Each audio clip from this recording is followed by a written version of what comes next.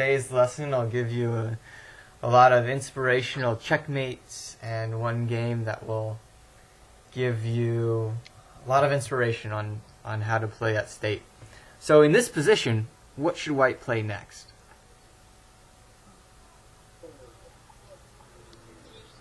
Yeah, this is kind of the most obvious checkmate in one, queen g7.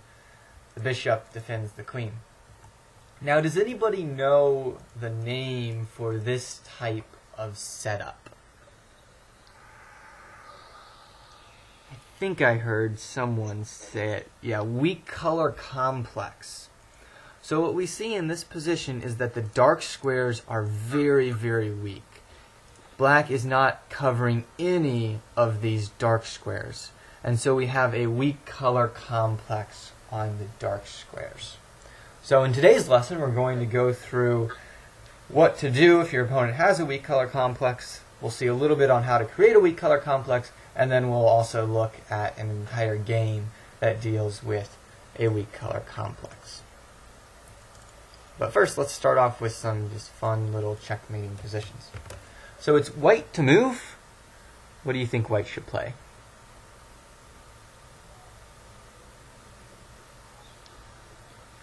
Queen to g7. Yep. Also queen g7. So bishop defends the queen. Queen gives the check and there's no escape. So what color is the weak color complex on? A light or dark squares? Yeah, dark squares. Here we see the dark squares are rather weak. So there are two different criteria you want to watch out for when you're trying to determine whether there's a weak color complex in the position. The first has to do with pawn structure. Does anybody notice anything unique about black's pawns? They're all on white squares. Yeah, they're all on light squares. And since pawns only capture to the left or to the right, notice that they're only attacking light squares.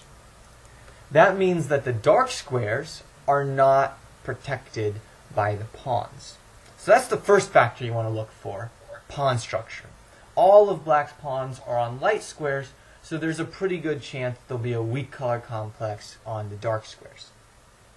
The second factor you want to look for has to do with the bishops. So in this position, black has a light squared bishop, but doesn't have a dark squared bishop. If black had a dark squared bishop, say in the corner of the board here on h8, notice how it's able to cover up some of these weak squares. But without a bishop, there's checkmate. Sorry. I think he died, actually. e8. He's got some ideas of going after my e4 pawn. I go h3, and he continues to pile up on this e-file. So now if he moves his bishop out of the way, e4 is going to come under some serious pressure. So I slide my rook over, getting ready to defend e4. a6, bishop f1. I've tucked my bishop back out of the way so that my rook is opened up to defend the e4 pawn. Knight d4. Does anybody see a way to maybe win a pawn in this position?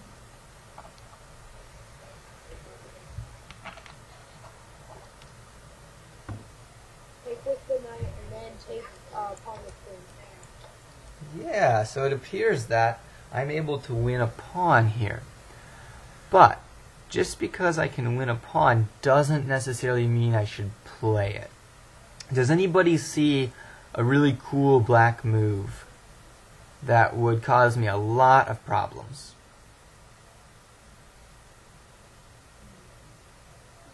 Oh, move the knight. Yeah, very nice. Discovery on the queen, and the queen has to be careful where it retreats to. For example, if it goes back to d1, knight takes knight, pawn takes, and here comes a fork. So I would have to retreat the bishop to d3, but after takes, white's pawns are very weak. They're doubled up. And black's probably going to win eventually at least one of them. For example, rook ac8. and there's just incredible pressure on my pawns. So even though I'm currently up 1 pawn, I don't think it will last for very long. So for that reason, I decided not to take the knight and instead played bishop e3. So knight takes f3 check. Should I take back with the pawn or with the queen? Queen. Yeah, I would say taking back with the queen is better. Taking back with the pawn, fairly dangerous because it opens up my king. So I took back with the queen. Now bishop to d7. And what's my opponent's threat with this move? The king is piling up on the pawn. Yeah, so now the queen, the rook, and the knight all piled up on the pawn. So he's got 3 attackers, and I just have 2 defenders. So I brought my bishop back to f2. That way the rook, the queen, and the knight are all defending as well. Bishop c6. My opponent continues to attack it. Now one thing I want to point out here is that there's not yet a weak color complex, but there's potential for a weak color complex. Oftentimes when your opponent fianchettos, there's a chance for a weak color complex. Notice how all of my opponent's pawns on the king side are on light squares. Now he currently has a dark squared bishop, but if that dark squared bishop were to come off the board, there would be a weak color complex on the dark squares. So whenever your opponent fianchettos, notice how the pawns are all in the same color. And if you get rid of the bishop, they'll have a weak color complex. That's a very important idea in attacking chess. So bishop h4, pinning the knight. Queen slides over to c7. Jump my knight into d5. So my knight's very nicely placed in the center, attacking the queen, attacking this knight. So my opponent takes, c takes d, attacking the bishop. Bishop back to d7. Notice that b2 is currently hanging, so I defend. e5. My opponent has 3 pawns versus my 2 pawns on the queen side, so he has the idea of just expanding these pawns forward and eventually trying to get a queen. I go forward with my attack on the king side though. f5, bishop d4 check, king h1, c4, queen f6. What I would really like to be able to do in this position is play pawn to f6, queen h6, and then queen g7 checkmate. So if my opponent wasn't paying much attention and continued with his own plan, for example b4, I would go f6, and this is just, I think, impossible to stop actually. Because even if he sacrifices his bishop for the pawn, I can bring my bishop in, and he still has the same problem. So my opponent attacked my queen. I played queen to h6. He attacked it again, and he just continues to attack it. So I had to step it off of a dark square for the moment. Slides his rook over. Slide my rook over. I decided I better try to defend a little bit here, hold him off just long enough. So he's really building up and he's ready to launch these pawns forward.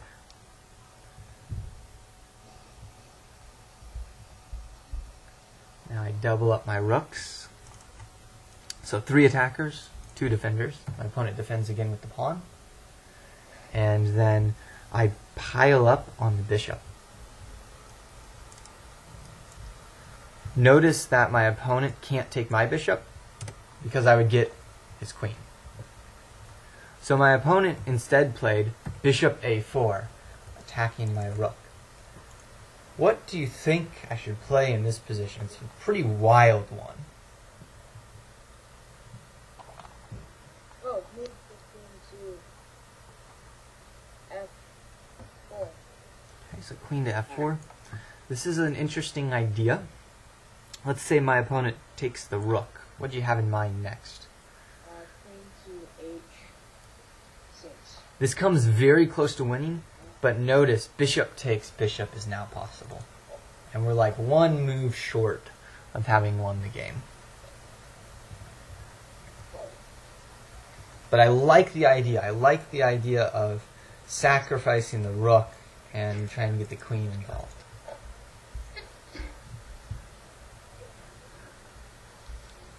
Take the bishop. Bishop takes bishop. Bishop takes bishop? No, Well, rook takes bishop. exactly. Rook takes bishop. In this position, with the weak color complex, I actually want to have the bishop more than I want to have the rook. Because the bishop is covering all of these squares, and there's that checkmate threat. Queen going to g7. So I willingly give up my rook for the bishop. This is called sacrifice in the exchange. So whenever you give up a rook for either a knight or a bishop, that's called sacrificing the exchange. Now I think here it's completely worth it because I get this powerful attack going. So how do you think I continued the attack? E3. Yeah, queen e3 or queen f4 doesn't really matter. We have the same end game or goal in mind. So I went ahead and played queen f4, but queen e3, just as good. Now my opponent is in big trouble. If he tries to bring his queen back, well, that's a free queen. If he tries to bring it back this way, it's actually just a little bit too slow. So the only thing that my opponent could try to do in this position is to run for his life. So his king is running, but I continue to pursue. Check. I grabbed the pawn on h7. And then my opponent played rook to d8.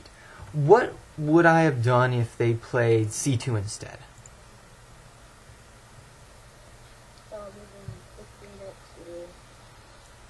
H8.